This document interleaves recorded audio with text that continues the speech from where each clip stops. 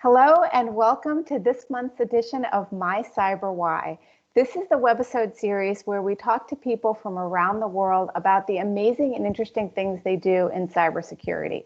We've all seen and heard about a lot of fear, uncertainty, and doubt about hackers, but it's not often that we get to shine the light on the amazing people that are doing work every day to help us understand the security landscape and to keep our digital lives safe. Joining us today is Ann Cleveland. She is the Executive Director at the Center for Long-Term Cybersecurity at UC Berkeley. Welcome, Ann. Hi, Diana. Nice to be on with you. Yeah, it's great to have you. So, as you know, we have 4 questions, and the first one is, who is Ann? Gosh, well, as you said, I'm the Executive Director of the Center for Long-Term Cybersecurity at UC Berkeley. But in real life, I live part of the time up in Sonoma County, California, in the lower Russian River Valley, where I'm speaking to you from now during the coronavirus pandemic. And, you know, I just love this little corner of the world. Maybe not surprising since I chose to live in California, but I'm an outdoors person. And so people always associate Sonoma County, of course, with the wine industry. But I like to get out on my bike, on my paddleboard, and if there's a glass of wine along the route, well, who am I to complain? All the better, right? Yeah. Oh, that's wonderful. Yeah, I was in the area last year and got to go on a bike ride through some of the vineyards, and it was just, what a beautiful place. Yes, you just have to be very careful about the balance of wine and water that you drink if you're doing it on a bike. Right. And sunblock. I forgot my sunblock on my shoulders and regretted it. So what is it that you do? What's a day like as the Executive Director at the Center? So as I said, I lead the Research Institute at UC Berkeley focused on long-term cybersecurity. And you have such a good diversity of people and jobs around the cybersecurity ecosystem on this webcast. And I hope we're a little bit interesting and maybe a little bit different for your audience because of 3 things that drive how we think about cybersecurity research. So we'll just name them and then we can go into any of them deeper if that's interesting. But first, the Center for Long-Term Cybersecurity defines cybersecurity somewhat unusually broadly. So we like to say cybersecurity is everything that happens where humans and machines interact that is important enough to be called security. So for us, of course, cybersecurity is inclusive of network defense, authentication, adversarial attacks, you know, all of the things that would be traditionally associated in the public's mind with cybersecurity. But our work importantly also extends to political and social dimensions of cybersecurity. So for example, some recent research was on board governance of cybersecurity risk at big companies, or we also have a small experimental program on representations of cybersecurity and kind of like, what does cybersecurity art look like? And could you spark a public dialogue around that? So that was the first thing. The second thing to know about us is that we take the long-term part of our research agenda really seriously. And a lot of the way that we collaborate with government and industry is guided by insights that come out of what we think of as a disciplined set of cybersecurity future scenarios. And Diana, you and I have talked about this a little bit before. So much of cybersecurity is analogous to an emergency room situation. There's a patient in critical condition, you patch them up, and then you move on to the next critical emergency. And the work has to be that way for so many reasons. But we're fortunate as a research institution to be in a position to help people look a little bit over the horizon to tomorrow's cybersecurity challenges, essentially in order to prepare for what's next. We hope we're filling an important gap in that regard. And last year we released a set of 2025 scenarios, which you can find on your website, and I can talk about more if that's interesting. Yeah. And then just the last thing I'll share is we were founded in order to be a two-way translation belt between academia and practitioners in the field. So we like to publish peer-reviewed papers, of course, but if we're not getting the basic research from Berkeley into the hands of people in industry and government that can use it, and conversely, if we're not listening to practitioners in the field to understand the kinds of research priorities that are most needed by you folks, we don't consider that successful impact. Yeah, so you had mentioned the 2025 scenarios. Can you share a little bit about what they are? Yeah, so the first thing to understand about scenarios is they're not predictions. They're really a tool to try to generate foresight about the ways in which the evolving world might affect the cybersecurity agenda. So the way we think about that is to project some different worlds that are, likely or probable based on different sociological trends, economic trends, political trends, and then look at what would be the impact on the cybersecurity agenda in this world.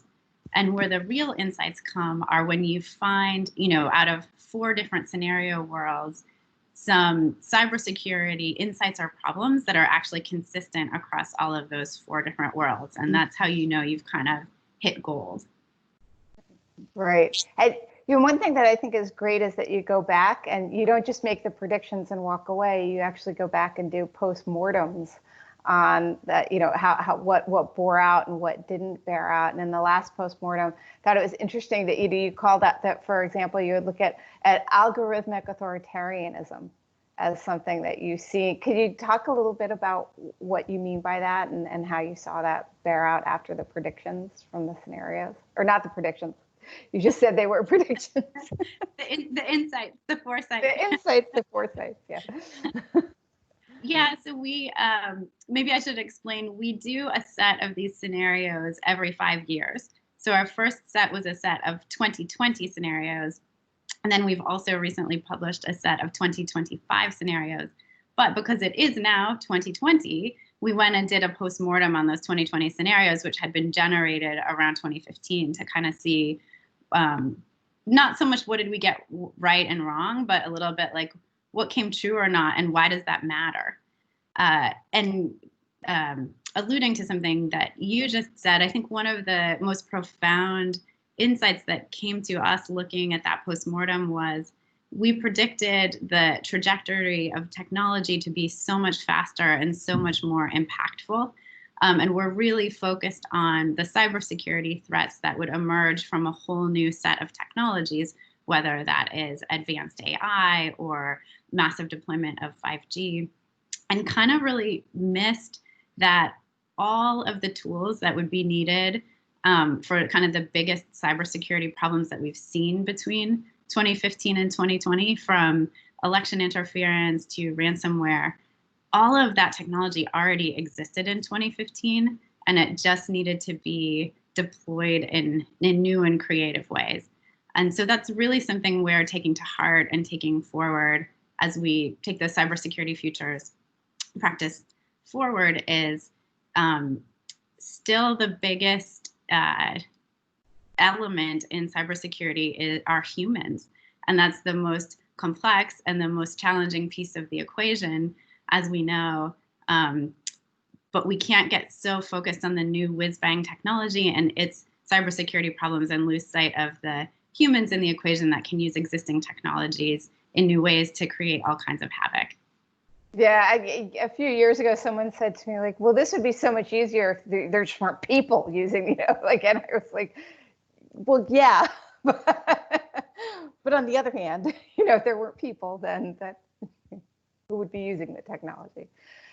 So why did you choose to do this? What's your passion? What's your cyber why for leading the Institute and heading the charge with this research?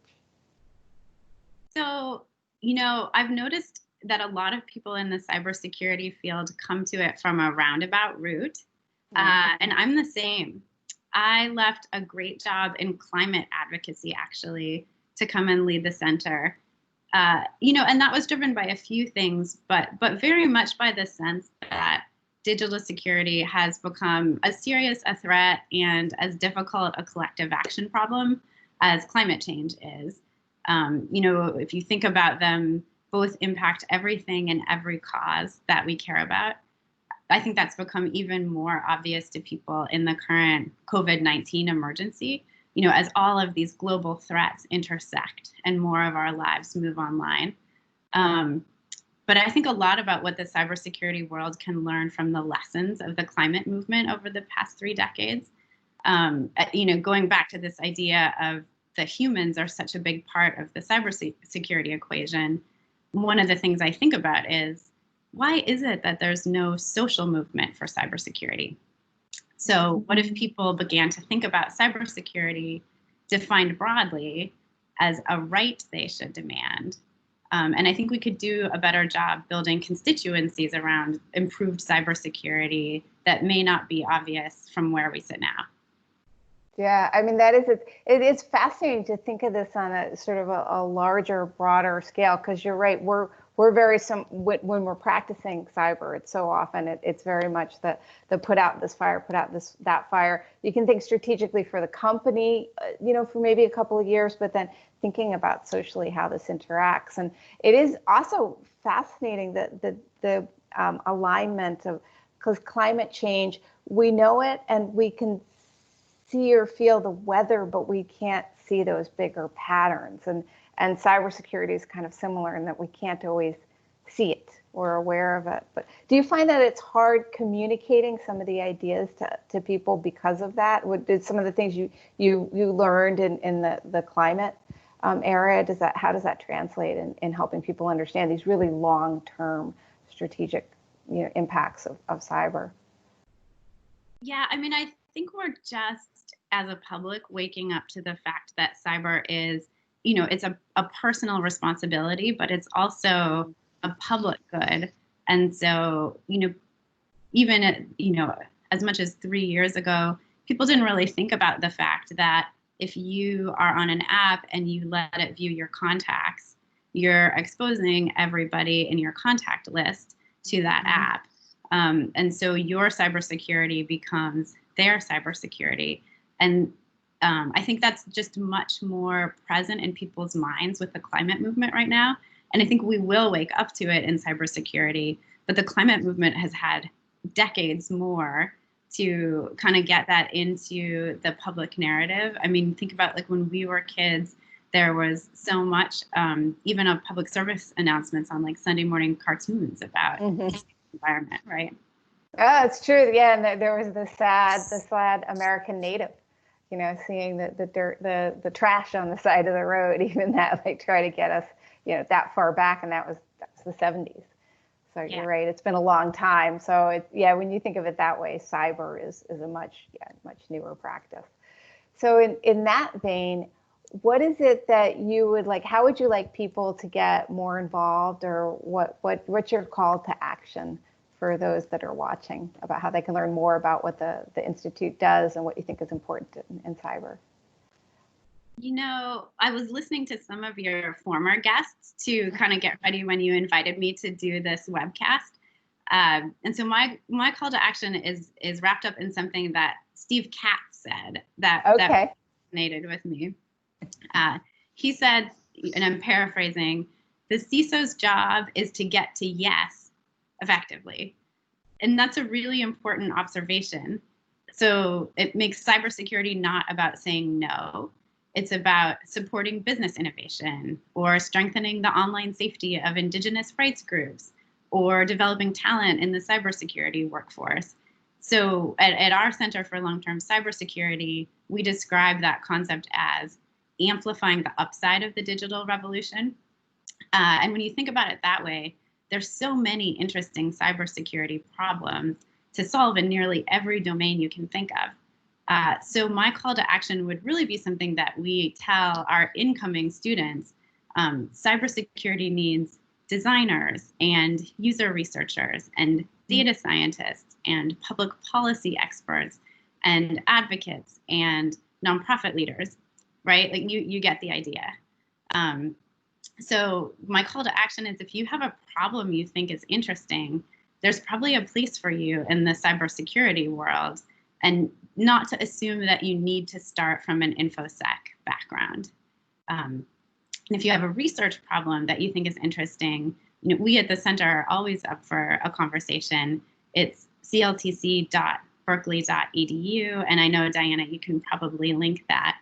And I would also just encourage people to check out our 2025 scenarios also at cltc.berkeley.edu and tell us what you think.